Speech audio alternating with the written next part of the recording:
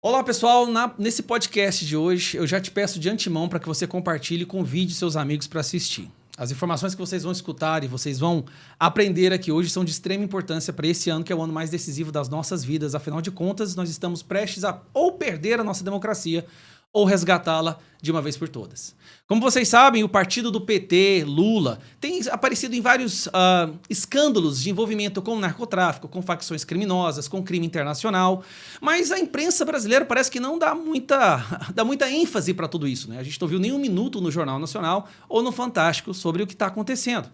Por isso, a convidada que vai participar hoje nessa podcast, que é a Elisa, eu vou apresentar ela agora, ela é uma jornalista investigativa que acabou de voltar da Espanha e teve um momento, uma conversa com aquele criminoso Carvajal, que trabalhou com Hugo Chávez e disse algumas informações sobre as ligações do PT, Lula, com o crime internacional. Então, eu queria apresentar para vocês Elisa. Elisa, como o seu currículo é gigantesco, muito grande, e você foi me contando, eu falei, não, melhor eu nem falar. Melhor que você fale quais são as suas qualificações. Você é mesmo uma jornalista ou você é uma desses blogueiros e blogueiras, como a imprensa costuma falar, toda vez que alguém da imprensa apoia o Bolsonaro?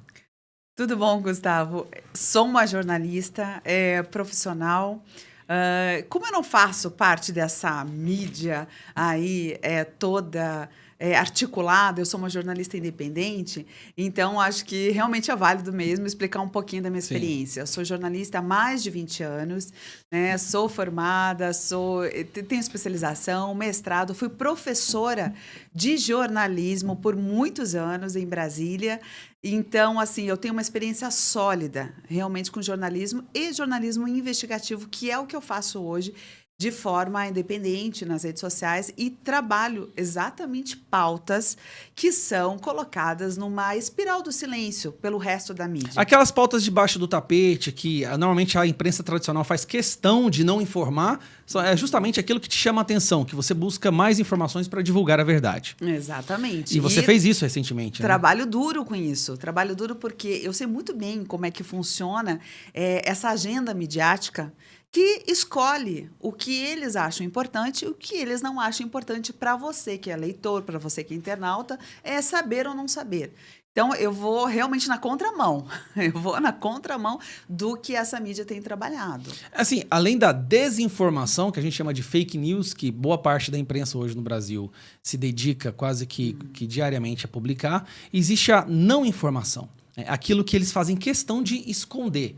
Que é o caso agora, a gente tem visto aí a delação do Valério, a possível ligação do Lula com a morte do Celso Daniel, o Caixa 2 do PT, tudo isso a gente está percebendo que não sai nos principais veículos de comunicação. São apenas alguns artigos escritos de forma bem breve em algumas revistas ou sites online.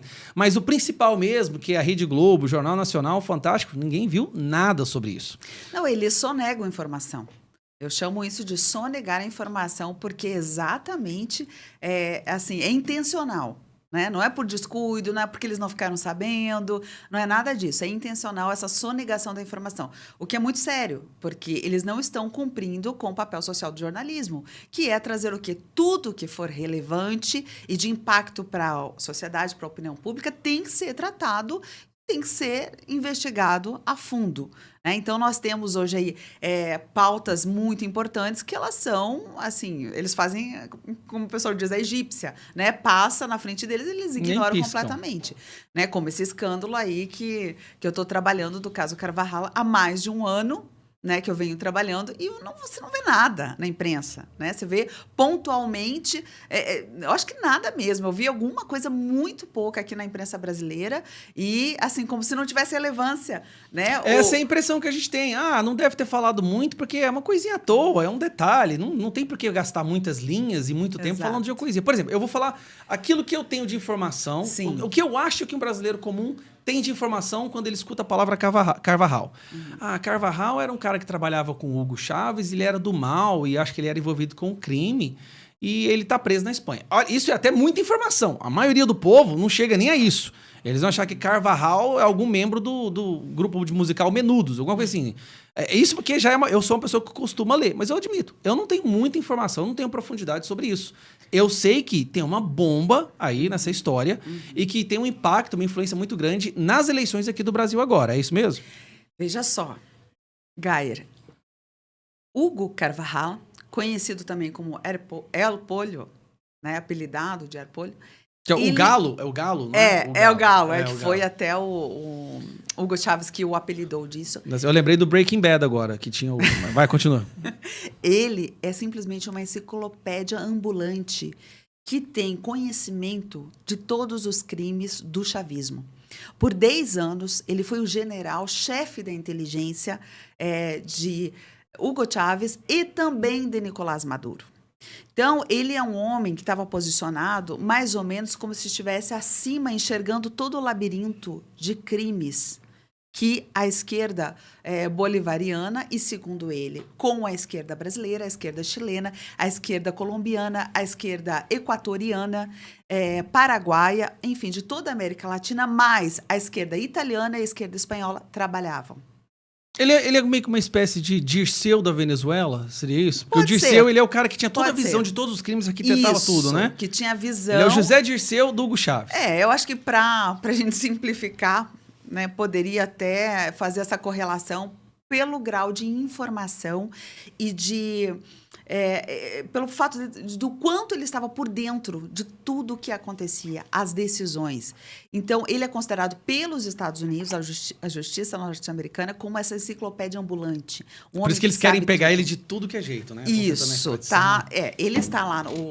Carvajal acabou sendo preso depois de passar uns 2 anos fugindo da justiça, se escondendo, e naturalmente que ele se defende das acusações dos Estados Unidos, né? E ele se coloca exatamente como essa pessoa. E ele fala o seguinte: bom, eu era um general, chefe da inteligência. É claro que eu tinha informações, é claro que eu sabia de muita coisa que estava acontecendo, mas ele explica que é como se ele fosse o chefe da inteligência de outros países. Acaba descobrindo muita coisa importante. Não por estar envolvido, mas porque era trabalho. Exato, é assim que ele se coloca. E nessa, ele é uma vítima do sistema. E nessa posição que ele está, que ele acabou sendo preso e os Estados Unidos acabam pedindo, então, a sua extradição, está num processo ainda de análise e tudo, não foi feita ainda essa extradição. Foi nesse momento que ele começa, então, a descrever como foi o modus operandi da esquerda em todo o nosso continente, sobretudo, e que ele cita, então, Lula como um dos beneficiários desse esquema que envolve quem? A PDVSA, que é a estatal petroleira da Venezuela, que é a equivalente da Petrobras no Brasil. Uhum. As Farc, que é, então, esse braço... Grupo terrorista, narcotraficante, né? Isso, exatamente. Sequestravam pessoas ali. Da Colômbia, e que hoje virou um partido político. Por sugestão do Lula. Você sabe disso, né? Exatamente. Por sugestão do Lula. As Farc, que tinha representantes onde? No Foro de São Paulo, também criado por Lula. Lula é o fundador do Foro de São Paulo. Então, as conexões das quais o Carvajal traz, elas são muito... fazem muito sentido. Eu vi rapidamente a lista dos nomes num recorte que apareceu no vídeo aí da internet, que era de uma acho que era brasileira, não sei qual foi a empresa. Mas no nome estava lá o marido da Cristina Kirchner, estava Hugo Chávez, Evo Morales, e tá o cara que acabou de ser eleito na Colômbia, o Gustavo Petro, que foi financiado também por essa turma aí da esquerda da América Latina. Acabou de ser eleito presidente da Colômbia. Assim, as chances da Colômbia se tornar um narco-estado oficialmente, Sim. Agora estão lá em cima, né? É praticamente isso. A Colômbia está sendo vista mais ou menos como a Venezuela é vista hoje, um narco-estado.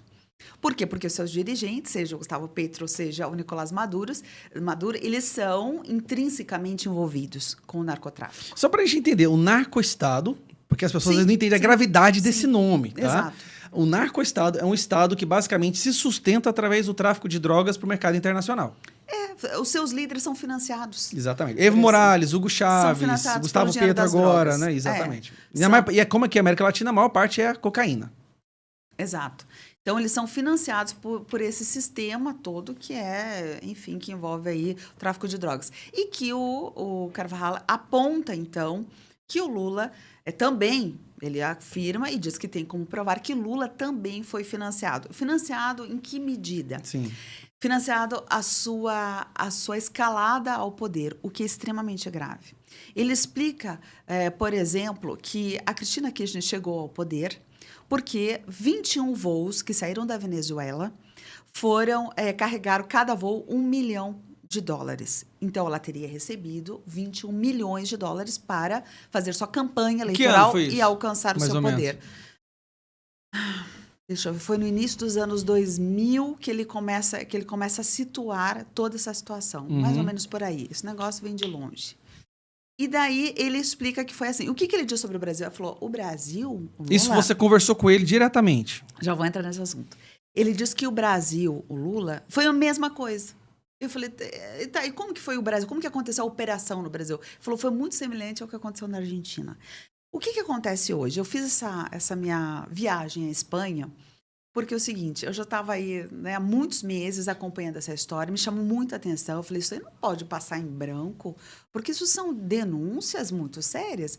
Porque se o narcotráfico financia a chegada ao poder de determinado político, isso é o quê? Isso é um sequestro de poder.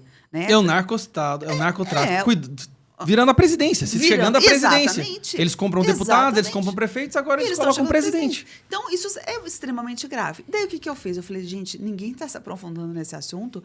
E o mais estarrecedor, ninguém está indo do Brasil até a Espanha ouvir o que esse homem tem a dizer. Ninguém foi, né? Então, ninguém foi. Não, peraí, que parece que uma pessoa foi. Continua. E daí, o que aconteceu? E isso ainda começou a ficar mais assustador, porque eu vi promotores públicos da Itália indo até lá, juíza da Suprema Corte da Colômbia indo até lá, vários países, a Argentina mandando o Ministério Público, vários países mandando seus representantes para aprofundar suas investigações no que dizer respeito ao seu próprio país. E o Brasil nada. E daí que eu tomei uma decisão. Falei, olha, é uma viagem cara ir para a Espanha, né? Não é algo barato, ainda mais com toda essa crise, esse euro. Falei, eu vou pedir uma colaboração com os meus seguidores ali das minhas redes sociais e a gente vai se virar. Minha família ajuda, vamos dar um jeito. E dei um jeito. E fui para lá, sem segurança particular, sem segurança governamental. Fui na raça, na coragem. Sem nem saber se chegando lá você teria acesso Exatamente, a ele. sem nem saber. Na cara e na coragem. Fui na cara e na coragem. Fui, me joguei lá na Espanha e passei medo lá. Né? Enquanto eu estava lá, por exemplo, tive 3 vezes, eu tive que trocar de lugar onde eu estava dormindo, porque ficou claro que eu estava sendo seguida, que eu estava sendo, que tinham pessoas atrás da minha situação. Coloquei alarmes no quarto onde eu estava, nas janelas, nas portas.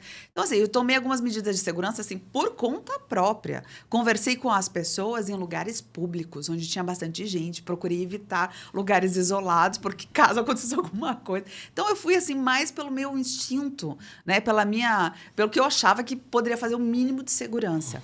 E chegando lá, eu comecei, então, a fazer minha própria investigação. Ligar para minhas fontes, ligar para... Você fala espanhol? Não falo espanhol. Não tem falo mais espanhol.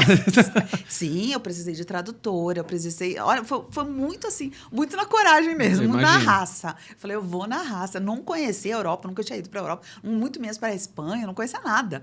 Daí eu cheguei lá e eu fiz o seguinte...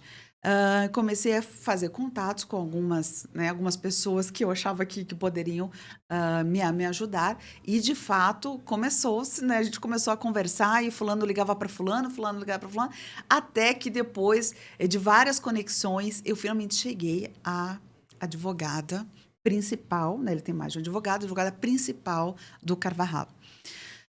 Quando eu consegui, né, acessá-la, encontrar o seu endereço... Quantos dias? Eu fiquei 10 dias na Espanha. Não, mas esse período até chegar a advogada principal dele? Deixa eu ver.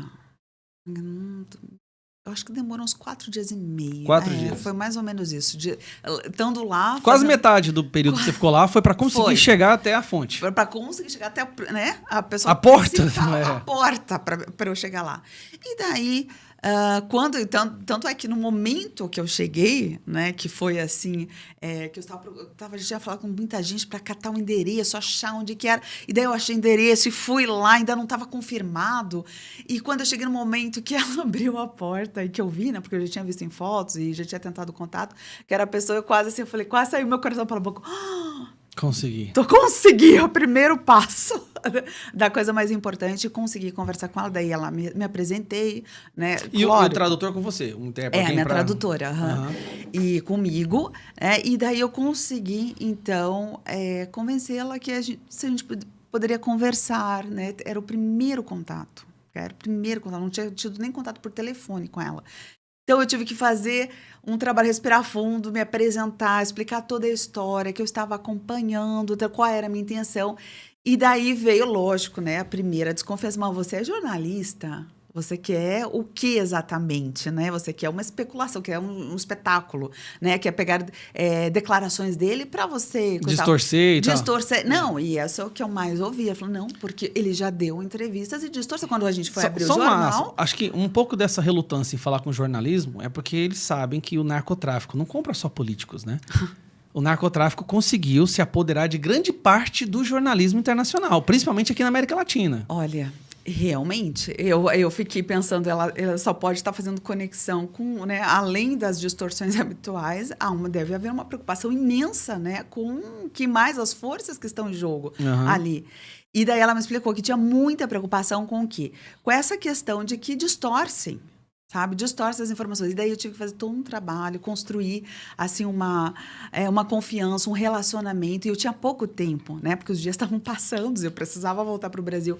Mas, felizmente, tivemos êxito nisso daí. E daí ela passou a ter, então, depositar essa confiança, prometi, dei a minha palavra de que as informações X, Y, Z, eu não iria chegar no Brasil e divulgar, como eu não fiz, né? Faz uma semana que eu tô aqui no Brasil e eu não fiz essa divulgação, que eu iria primeiro entregar para as autoridades competentes.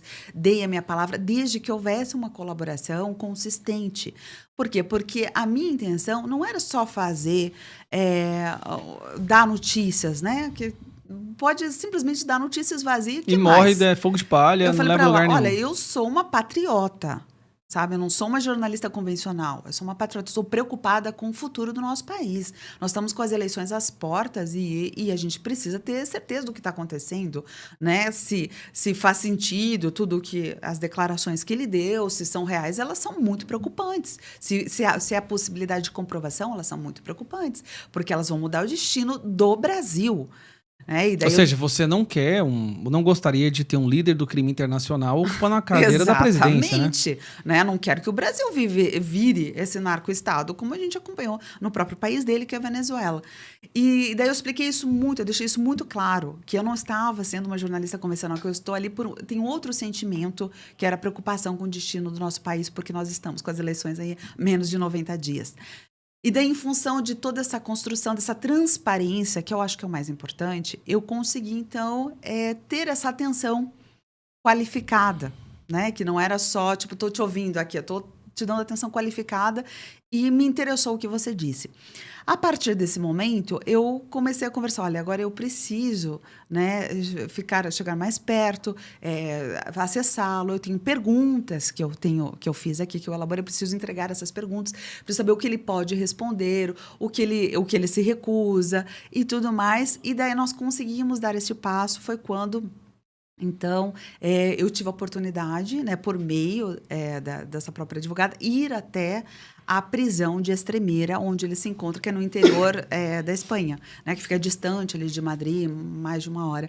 E é uma prisão, assim, 5 estrelas, digamos assim, porque só tem realmente, eu acho que tem, pelo que eu entendi, principalmente criminosos, assim, mentores intelectuais dos crimes. Né? Então eles merecem um tratamento especial. Eu não sei porquê, mas tem essa... Tratamento especial. É uma prisão impressionante, tem, assim, piscina... Você tá brincando? Tem quadra de tênis. Meu Deus as celas são suítes. As celas são suítes. Então, pra lá que tem que mandar o Lula. Então, se tudo der certo, tem que mandar ele pra lá e fica lá. Não, é um hotel. Por isso que chamam de prisão 5 estrelas. É pode falar? Isso me lembra até aquela história do Pablo Escobar, que ele aceitou ser preso. Lembra disso? Ele aceitou ser preso desde que ele construísse a própria prisão. Vocês viram? Lembra dessa história? Ele Eu construiu acho que a própria prisão e a É. prisão dele era um spa. O spa. Né? Será que isso é o mesmo caso? Mas, desculpa te interromper. Essa Continua. prisão Elis. de Extremeira, ela tem essa característica. Então, é bem impressionante. Então, tem piscina aquecida, tem... Entendeu? Como eu falei, as celas são suítes. Enfim, é uma coisa diferente. Muito diferente. E quando eu cheguei lá nessa prisão, eu consegui acessá-lo por meio de uma interlocução. Né? Como que é a interlocução? Eu fico numa parte antes da cela e a advogada entra diretamente, fala com ele olho no olho. Então, ela levou minhas perguntas, voltava para aquela antessala que eu estava, e assim a gente conseguiu, por meio de uma interlocução, estabelecer um diálogo.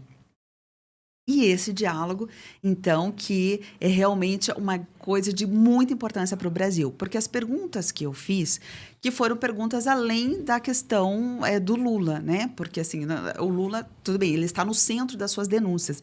Mas a gente sabe que o Lula não agiu sozinho se esses crimes forem comprovados. Sim. Ele é cercado Tem por toda uma outros personagens. estrutura por trás. Então, quem são esses outros personagens? Né? Lugares, que lugares foram esses? Né? Então, eu fiz as perguntas que eu julguei que elas precisavam, por exemplo, a questão de estatais, né? A PDVSA foi lá, a Petrobras se descobriu aqui, tem mais estatais, a questão do BNDES, né? Que tá nós envolvido sabemos, também? que nós sabemos que tudo isso. Então, eu fiz uma série de perguntas, e vamos chegar aí.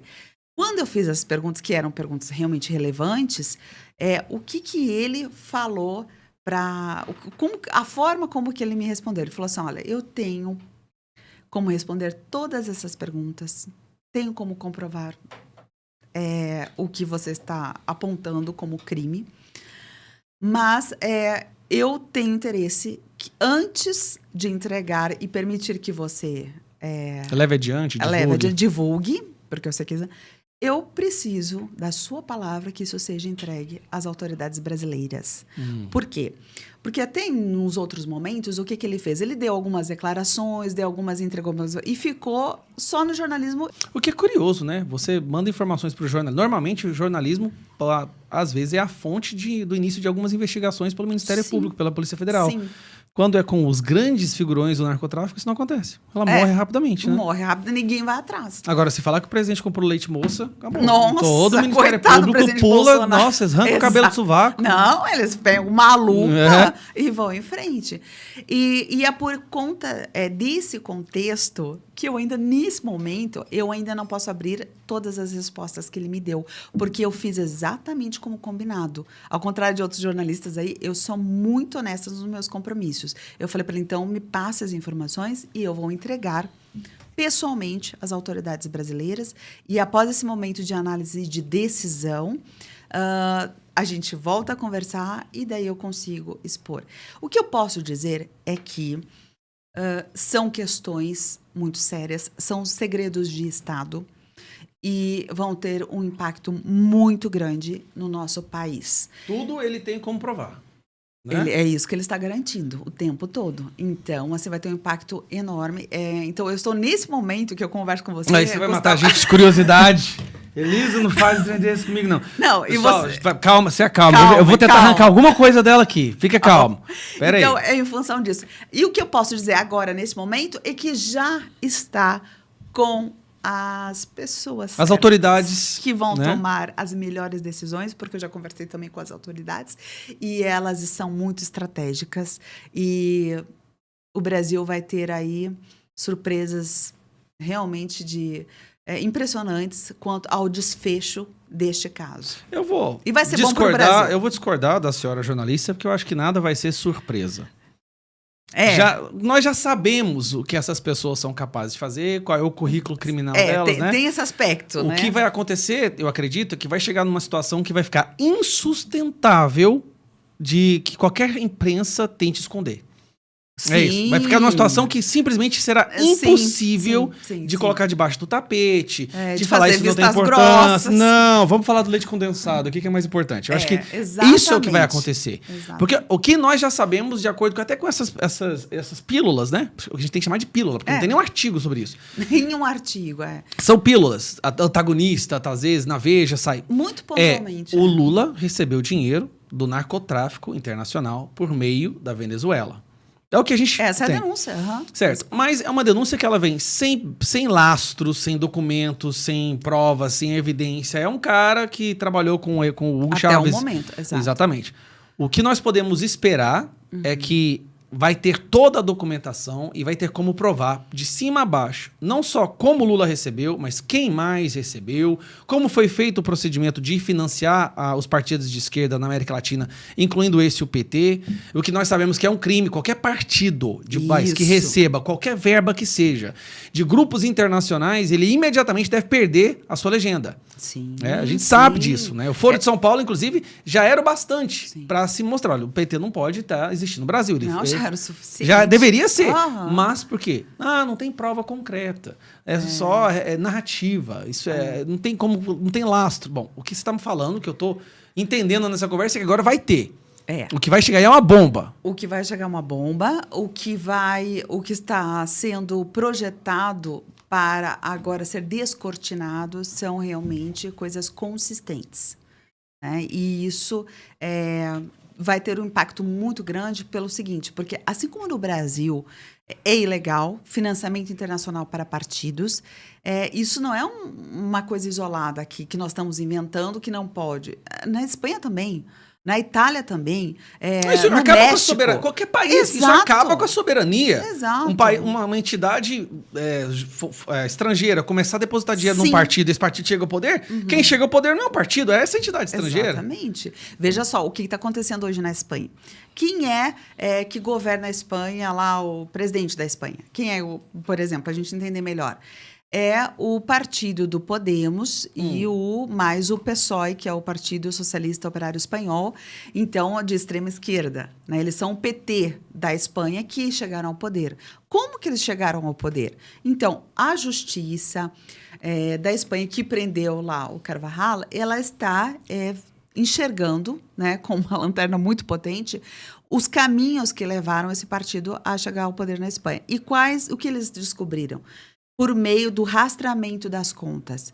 Follow the money. Follow the money. Eles descobriram que o dinheiro todo veio, então, do chavismo. Então, esse partido que hoje está na cabeça da Espanha, que controla a Espanha, que está indo de mal a pior, provavelmente ele vai ser destituído em breve. Por causa dessas denúncias. Por causa dessas denúncias, desses escândalos. Mas a justiça lá, ela não está tão sequestrada ideologicamente como aqui no Brasil, não? Porque aqui, assim, boa parte do Ministério Público, da nossa justiça, eles são avatares ideológicos. Pois é. A gente se questiona. Na Espanha está acontecendo o contrário. O juiz, inclusive, que está fazendo essa investigação, o Follow the Money, ele está sofrendo uma pressão enorme, porque ele está indo contra quem?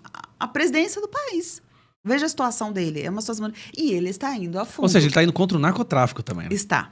Ele está. É exatamente o que eu estou... Ele está sofrendo muita pressão.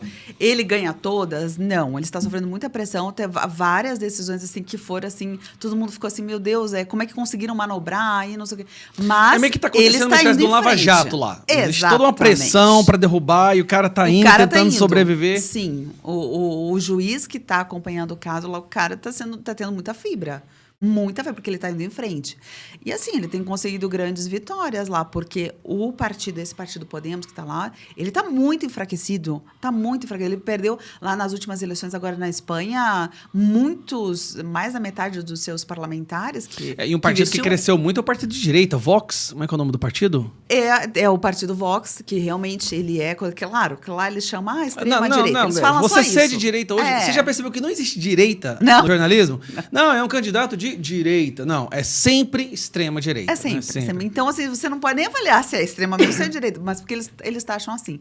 Então, os eurodeputados lá do Vox, por exemplo, né, que são esses deputados que estão, assim, horrorizados, estão indo para cima dessa história, um pouco ao contrário aqui do Brasil, que a gente não viu nem parlamentar pegando firme essa pauta, nem parlamentar pegando firme essa pauta. Lá, os parlamentares, os eurodeputados lá pegaram firme nesse assunto, né? Não só no Brasil, na Colômbia também, deputados e senadores foram atrás dessa história porque eles queriam investigar. Aí vai e coloca o cara que está na lista do Carvajal na presidência. É um absurdo. Uma coisa que me chama... Para entender o poder e a organização da esquerda. Né? Eles são muito fortes. São. Eles são muito. Eles estão nas instituições de ensino, eles estão dentro do ensino superior, organizados. jornalismo, sindicatos, entidades de classe. E agora também em todo o estamento, né? Exato. O que me chamou a atenção aqui no Brasil é que essa denúncia é gravíssima, mas a gente não vê outros candidatos à presidência falando. Sim, você é um candidato à presidência, certo? Aí chega um escândalo que mostra que o seu concorrente é o chefe ou membro, líder do narcotráfico internacional, financiado por traficantes do mundo inteiro, e ninguém fala nada. Não. Você não vê uma palavra da Simone Tebet, uma palavra do... Quem que é mais? Quem são os outros candidatos? Me ajuda aí. Ciro Gomes, esqueci do Ciro Gomes, cara. Do Ciro Gomes, a gente nem lembra, porque sinceramente... Nem lembra, né? Eu nem sei quem mais. Felipe Dávila, o Luciano Bivar, né? Eduardo Leite voltou lá. Esses candidatos, ou pré-candidatos, nem sequer mencionam isso, que seria bastante para derrubar o seu adversário. Seu adversário, ou seria o natural. natural. Isso, né, galera?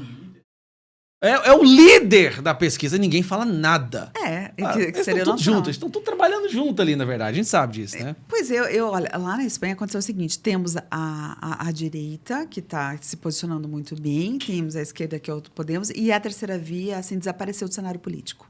Eles não têm ninguém. Então, é uma similaridade com o Brasil. Esse pessoal que quer ficar na terceira via aí, você vê que eles estão evaporando, estão sumindo no mapa. Eles não têm relevância nenhuma. Acabei de ter uma epifania aqui. É porque a primeira via é muito bem financiada pelo narcotráfico. A outra via... A primeira via não, uma via, tá? São três. Uma, né? A primeira não. Tá bom, Joel? Não é a primeira. Uma via é extremamente financiada, muito bem financiada pelo narcotráfico, já tem todos os seus membros ali dentro do jornalismo, da educação. Então, é muito dinheiro investido numa via. A outra via é a vontade do povo, é o povo se manifestando natural e organicamente. A terceira via é o quê? Não tem o dinheiro do narcotráfico, não tem o apoio do povo, vira o quê? Vira Sérgio Moro da vida. Vocês entenderam? Não é? Não é isso? É por isso que tem duas vidas. As duas vidas são o quê? O crime e o povo. Não, palmas pra mim. Nossa, essa foi a melhor interpretação sobre as vias. Concordo. Bem humilde, né? Então, é isso, Gustavo. Eu acho que é um assunto assim que é impressionante que não esteja sendo analisado, que não esteja sendo olhado nem pelos que se dizem concorrente aí de Lula e da esquerda. É impressionante. E é só o presidente Bolsonaro mesmo e a direita que realmente ficaram chocados. E o povo, como você disse, porque a população está não estão muito chocados, porque eles nem estão sabendo, Elisa. Esse é o problema. Como é que você vai chocar com algo que você não tem conhecimento? Eles nem estão sabendo, mas pelo que eu estou entendendo, vai ter um momento que não vai ter como mais esconder. Não, e eles vão ficar sabendo o quê? Que o Lula foi financiado pelo narcotráfico, que o Lula tem ligação com o PCC, que o Lula está atrás do assassinato do Celso Daniel, porque tem outras coisas acontecendo vindo à tona agora. Outras coisas e que, assim, eu ainda não fui a fundo, porque eu estava realmente concentrada nessas declarações, mas, para mim, as coisas não são desconectadas. Né? Acho que tudo tem... Tem um fio aí que circula em todas essas histórias, essas declarações, essas denúncias, que, assim, apenas porque muitas pessoas não têm vontade de ir atrás, não ficou claro ainda. Mas eu acredito que tem uma correlação aí impressionante com todos esses assuntos, inclusive a questão aí do Marcos Valério, né, que falou com todas as letras, né, as suas declarações mostrando a relação com o PCC, que é nada mais nada menos do que o narcotráfico. Eu lembrei que o Boris Casoy estava falando ontem da época que, quando surgiu a primeira vez sobre essa conversa do Celso Daniel e o PT e tal, a imprensa sofreu uma pressão como nunca antes para abafar o caso. E ele falou abertamente, o PT pressionou todos os jornalistas, as redações e todo mundo para não falar, para abafar o caso. E parece que eles obedeceram, então até que caiu no esquecimento. Está voltando agora por causa de uma nova delação do Marcos Valério. Né? Assim, o que eu vejo que a salvação da lavoura somos nós que fazemos o trabalho independente. Porque imagina se, Gustavo, você não tivesse a sua voz aqui, eu não tivesse a minha voz lá nas minhas redes, como as pessoas estariam completamente alienadas se dependessem só dessa mídia que está aí. As pessoas não teriam mas nem um décimo de consciência política sobre o que está acontecendo com o nosso país. Porque essa É por isso mídia... que eles querem nos calar, você sabe, nos calar, né? É por isso. Querem nos prender. A força, porque eles não vencem nos argumentos. Então, eles precisam usar a força. É o método comunista, né? Exatamente. É o método comunista. O método comunista faz o quê? Ele falou assim, eu não venço você nos seus argumentos, então nós Eu te destruo. A força. Simplesmente né? destrói. Você vai ser destruído, enfim, né? Dessa forma. Então, eu fico muito impressionada. Porque se nós, e olha, não apenas como cidadão, mas especialmente como jornalista, se o cidadão brasileiro dependesse dessa mídia que está aí, do trabalho que eles fazem, que é um trabalho cooptado. Militante, né? Militante, né? Que é o trabalho... Chama de jornalismo, né? Mas é mesmo. Você não sabe o trabalho que eu tenho para explicar para muita gente que eu não sou dessa laia de jornalista. Você não fica com vergonha às vezes? Não, é uma luta Você faz interna. o quê? Não, eu sou... Eu não sei... Não, porque quando tô desempregada. Né? Mentira, ela é jornalista. Não conta pra eles. Peraí, eu tenho que fazer uma introdução. Eu tô brincando com você. Chegar na lata e dizer, eu sou jornalista, não tenho que explicar. Ó, deixa eu te explicar, calma. Tá? É que nem eu. Eu tenho, às vezes, vergonha de falar que eu sou professor. Porque hoje em dia, quando a pessoa fala eu sou professor, a interpretação da parte mais lúcida é... doutrina. Militante, petista. Tá doutrinando meus filhos, né? Então eu já falo assim, olha, eu sou professor, dono de escola. Aí eu... Peraí, empresário. Então calma que ele não é já melhor. militante, né? Estou de direito. Ah, não, vem cá, você é dos meus. Vamos ali. Mas vamos lá. Você trouxe, então, informações para as autoridades competentes. Sim. E elas vão investigar. Agora, na sua opinião, vamos partir para jornalismo opinativo agora. Na sua opinião, essas informações que você trouxe vão levar a ações concretas? Concretíssimas. São pesadas. São informações irrefutáveis. Aguardem mais um pouquinho. Um pouquinho de tempo. Não, do jeito pouco de tempo. Elisa, do jeito que você está falando, tá parecendo que o Lula vai ser preso de novo. Não é possível. Será que vão prender o Lula novamente? Será? Aguarde os próximos capítulos dessa novela.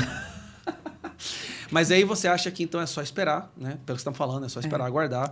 E seu trabalho trará frutos que serão extremamente benéficos para o nosso país e principalmente para as próximas gerações. E antes das eleições, viu? Antes das eleições. Antes do período eleitoral, que começa em 16 de agosto, vai ser antes. Você sabe que por estar trazendo informações e conteúdo que possa levar à prisão de um criminoso, líder do tráfico internacional, financiado, você sabe que você corre o risco de ser perseguida pelo judiciário brasileiro? Você tem noção disso? Plena consciência. Você sabe disso, né? Eu sei que é das perseguições, você pode ter Polícia Federal na sua casa. Sei. Você sabe disso? De tudo. Você está indo contra o guru deles, tá? De todo, como que a gente pode dizer? De todo esse cenário, de tudo que envolve, né, esse tipo de trabalho. Né? Eu sei dos riscos. Sei muito bem que são pessoas muito poderosas, né? Poderosas tanto financeiramente quanto politicamente, né? São pessoas que estão na cúpula aí de várias esferas, né? Da esfera judicial, da esfera partidária, né? Da esfera, inclusive, empresarial, muitas vezes. E da esfera das facções criminosas também. Quando eu falo empresarial, eu estou me referindo a empresas que me assustam, que estão declarando apoio a Lula. Daí eu me assusto, eu falei, gente, então nós não vimos? Eu acho que é Itaú, Magazine Luiza, XP... Não, mas a Magazine Luiza está falindo, né? Ela já perdeu 93% do valor das suas ações. Sim, mas me espanta que estes empresários, né, estejam aí declarando apoio abertamente. E outros aí que a gente nem tem uma lista enorme. É fácil entender. JBS... E eles estão apoiando como? Estão apoiando com financiamento. Né? Porque depois o Itaú eles terão financiamento. O Itaú está ajudando como? Ajudando a campanha de Lula. Os banqueiros odeiam... Banqueiros ou bancários? Banqueiros. Os banqueiros odeiam Bolsonaro. O Pix, toda essa felicitação, isso foi um tiro em cima dos banqueiros. Então eles querem o Lula de volta. Que provavelmente vai tirar o Pix, mas a gente entra na questão política. Elisa, eu quero agradecer muito a sua participação. Eu sei que você veio de longe, vocês pegaram a estrada para chegar aqui hoje, não foi? Isso significou muito para mim. Eu espero que aquilo que a gente falou aqui hoje reverbere, que seja divulgado. Você que está assistindo, que você jogue isso nos seus grupos, coloque no seu Facebook, copie os trechos que você achou mais interessantes, coloque no seu Instagram, no seu Twitter, nas suas redes sociais, grupos do WhatsApp e Telegram. Isso tem que chegar nos ouvidos de cada cidadão desse país. Porque se nós dependermos da Rede Globo, Estadão, Folha de São Paulo, eles não vão saber. Vão ter pessoas no nosso país que inocentemente estarão votando num líder do tráfico internacional que deveria estar preso. Só não está preso porque ele escolheu os juízes que o julgam. Mas obrigado pelo seu trabalho. Você sabe que você correu o risco para poder alcançar e coletar essas informações. Sim. Que Deus abençoe seu caminho e que agora eu queria que você deixasse um recado final para a nossa audiência. Obrigada, Gustavo. Eu que fico muito feliz de você abrir esse espaço assim e a gente aprofundar um pouquinho mais esse assunto. Eu acho que as pessoas perguntam muito para mim, mas você é só uma jornalista independente, mãe, tem 3 filhos, eu tenho uma vida comum, né? Uma vida comum. Como que você teve coragem para ir em frente, atrás dessa história, se largar lá na Espanha, sozinha, sem segurança, sem nada, e conversar, ter a coragem de conversar e coisa e tal? Eu vou dizer uma coisa, Gustavo, eu tenho coragem, mas quem me inspira é o presidente Bolsonaro. Ele que me inspirou como uma dona de casa, mãe de 3 filhos, casada, simples. Eu também. A dar esses passos, não é? Uhum. Ele que inspira a gente, o presidente Bolsonaro, com a ousadia dele, porque ele não dobra os joelhos e não se curva para mensagens internacionais, né, ameaças, ele se impõe. E eu vou dizer bem sincera, isso que me inspirou muito. Eu, uma pessoa simples, comum, peraí. Se tem alguma coisa que eu sei fazer, é jornalismo sério. Então, eu vou fazer do meu jeito e eu acho que isso é o certo a ser feito. Mas essa coragem toda, que você me perguntou, você não tem medo do sistema? Né? E realmente isso, eu sou motivada por ver o nosso presidente se colocando e se impondo como ele se impõe diante de tantas ameaças que são maiores, muito maiores ainda do que a gente tem sofrido. Você falou uma coisa agora que eu queria trazer rapidão aqui para a conversa. Você tem filhos? 3. Eu sou mãe de 3. Qual a idade deles? Idade escolar. Os 3 estão em idade escolar. 10, 11 e 17. Eu tenho 2. Eles são, para mim, o principal motivo de eu correr os riscos que eu corro. Obviamente, a inspiração é ver que o presidente, que tem uma pessoa correta, honesta, que está tentando lutar por um país melhor. Mas a coragem vem mesmo, saber que a gente tem que fazer alguma coisa. A gente olha para nossa família, a gente pensa... A gente tem que fazer alguma coisa por eles. O que vai ser se houver essa mudança de governo no nosso país? A gente olha para Venezuela, Argentina, Colômbia, Chile agora. Chile. E eu fico pensando, a gente não pode deixar isso acontecer com o país dos nossos filhos. Estados não pode. Unidos, indo pro buraco. Eu tava lá agora. A situação lá tá catastrófica, né? Tá. Mas é por eles que eu acho que a gente... Exatamente. A gente tem... A meta final é entregar o mundo melhor. A força, eu acho, é como eu falei para você, eu me inspiro na coragem do presidente Bolsonaro. Agora, a força realmente vem de dentro de casa. Vem dos nossos filhos mesmo, da nossa família, né? E desse olhar para o futuro, que é um futuro que está às nossas portas. E no nosso caso aqui, há menos de 90 dias. E cuidado, você está num período muito delicado, que é o período da doutrinação. 10, 11 anos, 17, tem que ficar em cima, tem que conversar, tem que ficar de olho. Porque se tem uma coisa que a esquerda é mestre em fazer é sequestrar os nossos filhos. Aquele sequestro ideológico, né? Ideológico. E transforma eles em militantes, em avatares e tem nada pior, eu acho, do que isso. Né? Antigamente a gente tinha medo de perder os filhos para droga e para o crime. Não era? Hoje não é para droga e para o crime. A gente tem medo de perder eles para doutrinação.